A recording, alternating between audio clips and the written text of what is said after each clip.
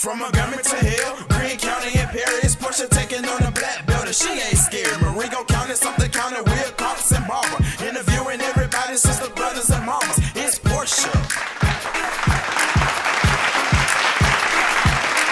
Welcome to Portia Takes on the Black Belt. We are live here at Bosque Park, getting ready to talk to Chief Anderson. Stay tuned. I was going to be improving and getting to one of my goals. And so in the first 5 years, my first goal was that after being here 5 years, I was going to go to homicide, because that was where a place that I had an interest in working. Oh, wow. Okay. And so I worked hard, and that's the thing, you got to work hard. I mean, you can't just be average, and you have to do things to stand out from the crowd. So I will get out here and I will work hard. I treated people fairly, but I was out here working hard. If you were doing wrong, I was coming after you and I was looking for you and stuff. And so I worked hard, and that got me noticed. I mean, I made sure that my reports were good. I came to work on time, that I did what I was supposed to. I took my assignment seriously, and that got me noticed. And so I got an opportunity after being here 2 years to go to homicide. Wow. So I accomplished the first goal set for 5 years. I accomplished that in 2 years. So I get the homicide, but I don't say, okay, now I can sit in homicide, because my next goal was, by the time I'd been here 10 years, I wanted to be a sergeant in the police department, which is our first line supervisory position. And so I could have sat in homicide for the next 8 years waiting for that next time to come. But instead I said, okay, I'm going to get over here and I'm going to do my best that I can do in homicide, be the best homicide investigator I can. And then when I have the opportunity to test for sergeant, I'm going to do that. So 5 years in now, I've been in homicide for 3 years, and now I'm 5 years in the department. I have an opportunity to take a written test, and we had a written test in an assessment center for sergeant. So a lot of guys at the department, when it's time for promotional exams, they don't take them seriously, so they don't study, and they give you a reading list of like 6 or 7 academic books that you have to read. And these books, this is where your test comes from, it's a reading list. So I went out and I purchased the books, and I started reading the books, and I started preparing months in advance to take this sergeant's test. Well, it came out number 2 on the list when it came time to get promoted to sergeant, and I got promoted to sergeant. Now, another thing that we have in police work is we do a lot of shift work.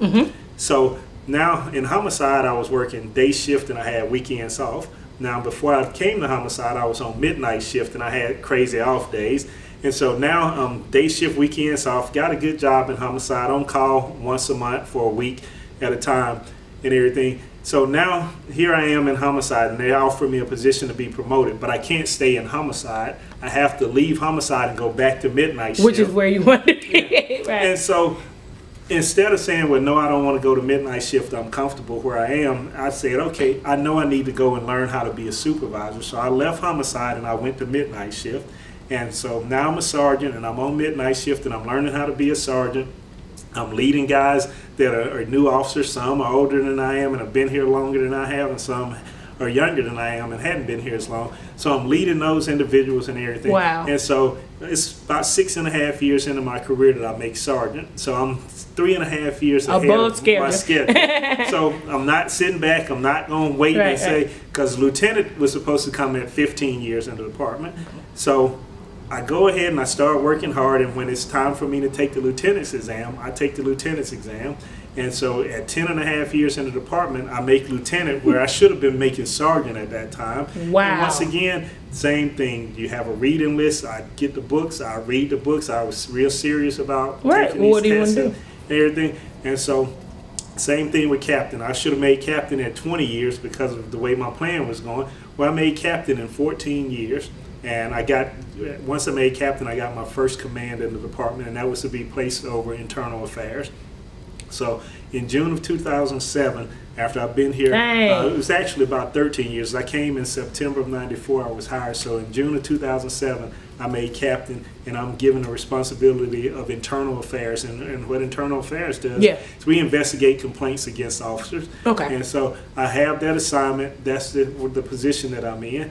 And so I've been in that position about 9 months when Chief Swindle announced his retirement in April of 2008. In this room that we're sitting in here right now, Chief Swindle sat at the head of the table. Okay. And then we sat around the table. And as you can see, it's a long rectangular table. I got a shot of it. And it's got a lot of chairs in it. and you sat in the chairs according to your rank. According to your seniority, because it's Okay. all captains. There was 2 other assistant chiefs in here, and the rest of us were captains. So we sat around the table according to your seniority, and nobody sat at the end opposite the chief. The end was left, so I'm sitting like all the way down here on the very end because I'm the least senior person in the room and everything. And he tells us that he's going to retire in September of 2008. And he doesn't know who the mayor's going to select to be chief, but he's hoping that there's somebody in the room and everything. So we all leave. It's a shock because we had thought Chief Swindle would be here a long time and everything. So we go back to our respective offices. And people that have been in this room, they actually come down to internal affairs, a couple of them, and they say, Steve, I think you should put in for that position. Wow. And I'm like, I don't think I should. Just got promoted to captain like 9 months ago. I'm the junior captain. I've only been here for a little over 13 years now. Right. And I just don't think that I should put in for this position.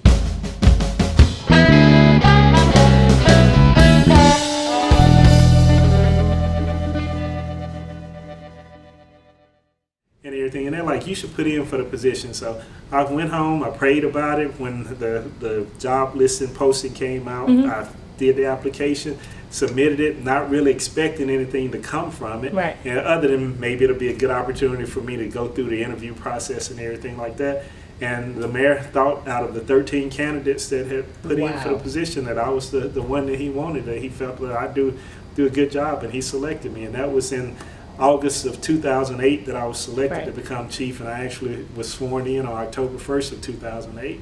And here almost 9 years later, I'm still in this position. Do you have it dawned, like, do you even think, like, I made history as the first African American in the city to do this? It wasn't about, because listening to you talk, it was nothing about your race. It was all about your work ethic.